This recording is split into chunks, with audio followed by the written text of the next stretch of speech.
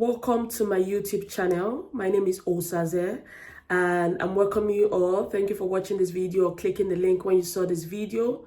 And if you're old to this channel, that means you're already subscribed to this channel. Big welcome to you. Thank you. And if you're new to this channel and you're yet to subscribe, please do so by clicking the subscribe button just below. Let's get right to the video of today. Today, we'll be talking about how to successfully and intentionally add travel to your New Year resolution. That means how to make travel an achievable goal for your New Year. So a lot of people make resolution every New Year, even I do. But how can you successfully or intentionally add travel as an achievable goal for the new year? I'm a member of a few communities, virtual communities, and I see a lot of people talk about travel and how they want that to be a part of the new year goal. For some people, they don't travel or they haven't traveled before, so they want to travel outside their city or outside their state or even outside their country in the new year. While for some others, they traveled a lot, but they want to travel even more in the new year. So how can you make this happen in the new year? I'm going to be sharing 6 tips on how to make this happen. Tip number 1, adding travel to your new year resolution.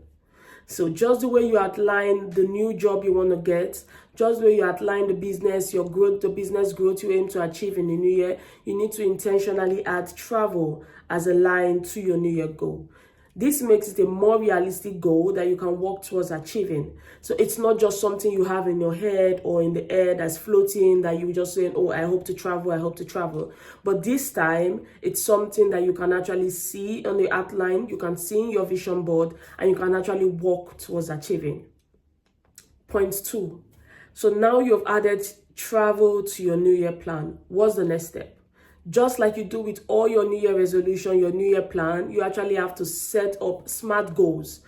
Intentionally write out achievable, time-bound goals for your travel plans. So let's start by saying, how can you make this happen? Firstly, try to explore places closer to home. So now you have travel written down, you need to think of cities or places you want to go. Why don't you start by thinking places that are closer to home? It can be states closer to the state you reside in, countries closer to the countries you reside in, or even cities closer to cities that you reside in. And why is this point valuable? It's because for a lot of us, we need visa to travel, especially if you want to travel outside your country. So visa is one of the key requirements that is needed.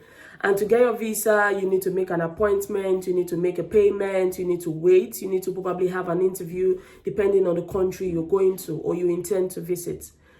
But if you visit places closer to home, most times you are more likely to go there without a visa. So it means it's easier for you to just visit these places, and there are also more transport options to go there. So depending on which country you're looking at, there may be more options. You may be able to use a bus, able to use the rail, able to fly. And for some others, you may be able to use a ferry to go to this location. A classic example can be a Nigerian living in Nigeria that's open to travel more. And one of the places you can think of exploring can be Benin Republic, because you don't need a visa for that. You just need to be able to get a bus or get a flight or whichever option you choose. This is a very easy travel to make happen.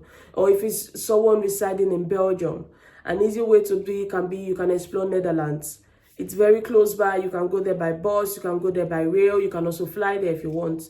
So this is a way to explore more and not just wait to explore countries that probably be farther that you might require a visa for.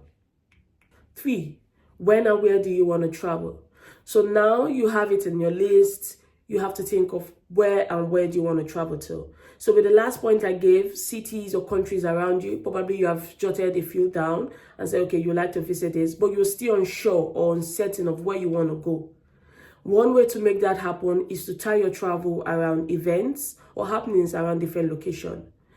Most countries have festivals, most countries have carnivals, most of them have popular events that get a lot of crowd. Or if you don't want such popular events, you can also look for smaller ones that are happening. Those are ways you can visit places also. An example can be the carnival that happens in Brazil, and you're like, I would like to be a part of this carnival. I've always wanted to be in this carnival. And that way you can say you're going to work towards that. So your travel plan can be February, I'm going to be in Brazil. depending on which region you want to or which country, this can vary.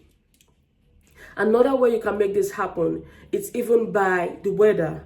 So if you want to experience winter in Finland and say, yes, you want to experience winter in the Nordic region, you want to see the Northern Lights, you want to have the whole experience, that's another way to tie your travel and say, in the winter, I would like to travel here. So now you have a time frame and you have a possible country or city you like to visit for that time frame.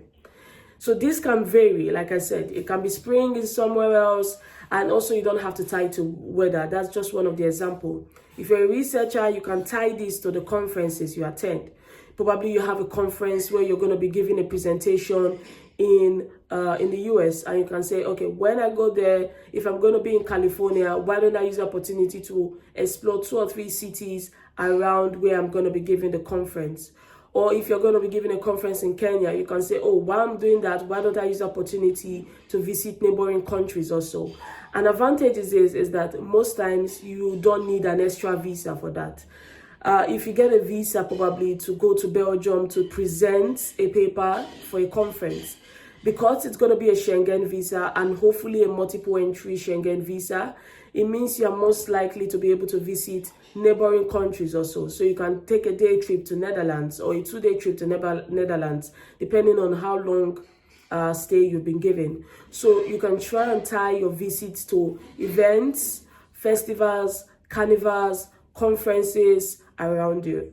But if you also want to do something quiet, that's also okay. You can take your time and research and see what interests you, what cities interest you, what countries interest you, what countries or cities have always been in your mind, or you're a place you've always wanted to travel. This is the year to work towards that and making that happen. One pro tip while picking where and when to travel to is to try and group countries or cities together. Why? It's because when you have a visa for one of these countries, there's a high possibility that you may not need a visa to visit any of the neighboring countries. An example can be the Netherlands. If you have a multiple entry, emphasis on multiple entry, if you have a multiple entry visa to the Netherlands, you can likely also, if you have time, you can also visit Belgium, which is very close by. You can visit France, which is close. And this is because they are all under the Schengen, they are all in the Schengen visa region, and with the Schengen visa, you can visit them. It's same thing with Africa. You can also get the East Africa visa.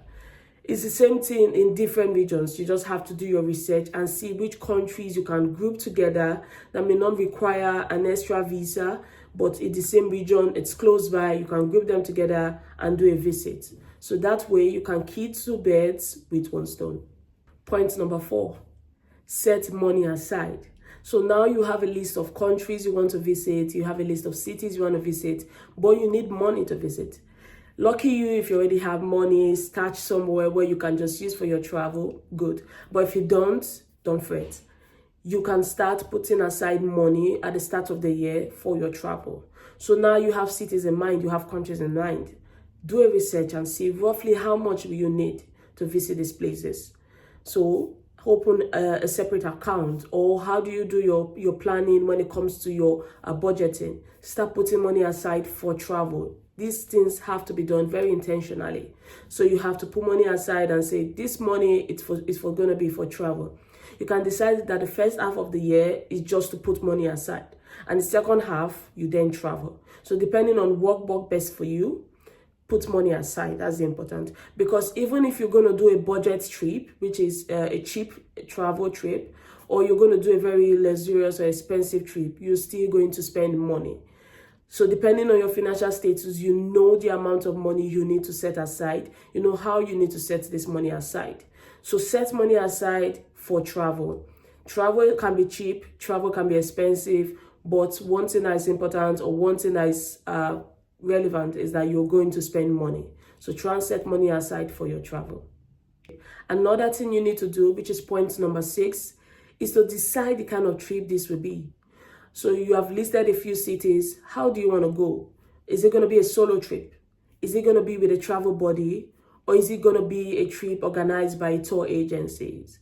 So the difference are, if it's a tour agency, an example can be a tour agency saying, oh, we have a trip to Singapore in July for the next year, and it's going to cost $1,500. You can put $150 as a registration fee or as a commitment fee. Then you can contribute all through this period till the time for the trip. And if it's something you want to do, easy. You already have a place in mind. I'm sure most of them take care of the itinerary for the trip. So you only need to probably pay the amount of money and maybe cover your flights. So you already have a budget in mind you're working towards. That's easy. But if it's something you want to do with a travel buddy, it means you probably want to go with a friend or with 2 or 3 friends. So maybe making it a girl's trip or a guy's trip. Then you need to plan. Not now, because this is just setting a goal, but you need to write against it. This is going to be a trip with my buddies. But one thing you need to do now is also to get your buddies on board. So you have it in your plan, but also to make it achievable, to make it more realistic, is to start engaging your friends. So reach out to the friends you intend to travel with. Ask them, is this something they want to do? Oh, I want to do Dubai in June. Reach out to the 2 or 3 friends you want to go with, or with the friend you want to go with, and say, are you interested? I want us to go to Dubai in June. Let them know what the budget looks like, a rough estimate of it, and if it's something they can work towards. And if they say, yes, this is something they can do, open a group chat. Open a group chat where consistently during the year, before the time of the travel, before the planned month of travel, you share links to people visiting those locations. Or you want to go to Dubai, if you see any YouTube video of someone that just visited Dubai, you can share it to the WhatsApp group and say, I just watched this. What do you think about this? You can share these videos. You can also share comments of people, tips. If you stumble on something on social media, you can always share. This makes everybody on the WhatsApp group, or all the people you plan to travel with on the group, they get more enthusiastic about the trip. They are more aware. They are more motivated. They see, okay, this is happening. This is more real for them. Not a silent group where nobody talks, but dropping links once or twice, just whenever you see something, makes everybody know that this is something realistic. This is not a goal that you just, a fleeting goal, but this is something that everybody should work towards. And since they have committed towards it, they should try and make it happen. And if it's a solo trip, you also need to itemize that by the city. So if it's going to be Jamaica, in brackets, solo trip. Because for a solo trip, you also need to plan individually. It means the itinerary is just you. You're going to make your itinerary yourself. You're going to make your plans yourself. You're going to do your booking yourself. You're going to make all the reservation yourself. So knowing ahead of time the kind of trip this is going to be, it's going to be very helpful for you in planning. 6, be flexible. I know you have all this written down, but you also have to be flexible when you're planning trips. It means if you have probably said in May you're going to be in Dubai and something changes, plan changes, your budget was not enough, be flexible enough to move it and say, okay, instead of May, why don't I do July? Or if you already have a country that was supposed to go in July, why don't you skip Dubai for May and just go for July? Don't wallow in self-pity or in regret and say, oh, I said I was going to travel in March and this didn't happen. Then don't feel sad about it. Be ready to pick that up and move to the next place. That's where you're up and going and you're actually making sure you actually travel. Because at the end of the new year, I want you to be able to reflect and say, you were able to do 5 cities this new year. You're able to do 5 countries in the new year. So you have to be flexible. Plans change, things can happen. There can be natural disasters, even though we don't pray for them in any of these countries you must have chosen. So you have to be quick to be able to say, okay, I dropped this and I'm able to pick this up. You have to be flexible in your plans.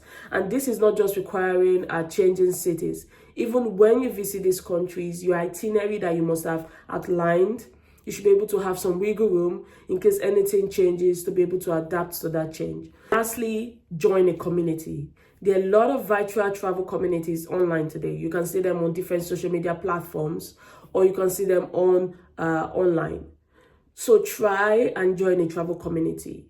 In a travel community, you get to hear the stories or the success stories of people, their travels, their experiences, some tips. So being a part of the community give you the access to this information, to this pool of people with this information that you can always ask questions and you can always stay motivated.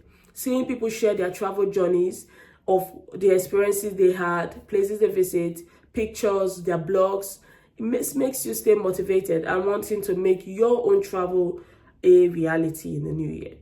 So I hope with these few points or with these few tips, you are already drafting an intentional, smart travel goal for the new year. And I'm very positive that you'll be able to achieve this. I look forward to seeing your pictures and your videos on different social media platforms and liking them in the new year. Wishing you a travel-filled new year.